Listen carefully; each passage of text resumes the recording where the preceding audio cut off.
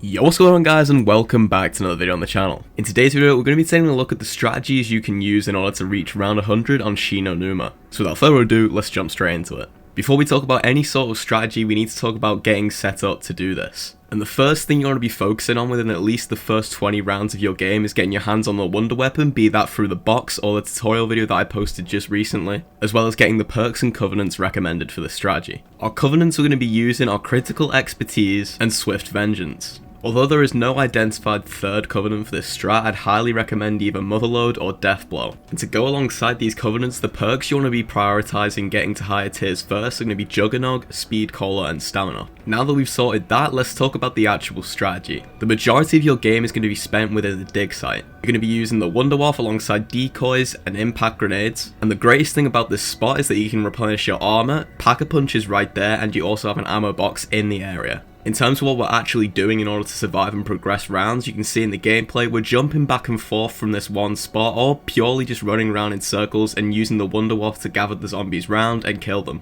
Swift Vengeance and critical expertise are important here. We're going to be able to kill zombies up until high rounds, as with Swift Vengeance the faster you move, which is why stamina up is important, the more damage you will deal. And critical expertise is equally as important, as at legendary tier, non-critical hits have a 30% chance to crit for 50% bonus damage, which is very useful for something like the Wunderwaffe that is going to be mostly getting non-critical hits. And then Motherload, which I mentioned before, is going to be useful here, as when you're using decoys and impact grenades, you have a high chance to keep equipment at legendary tier and even have a small chance to receive additional equipment. But even if you don't use Motherload, like I said before, you have the equipment table right next to you and you get plenty of salvage in this strat, so you can keep crafting equipment. In terms of using your points on Pack-a-Punch tiers, here's what I'd recommend. Obviously upgrade your guns if you have the spare points, but for me, I was keeping it so my gun was powerful enough to always one-shot the Stormkriegers. Using the Wunderwaffe also makes it extremely easy to take out Zabellas, so even though they have been nerfed in the recent update making them easier to kill, they're going to be even easier with a Wunderwaffe, as each mask only takes one shot to kill and it still does the area of effect damage on other zombies. So the Wunderwaffe in combination with this spot will get you an easy round 100.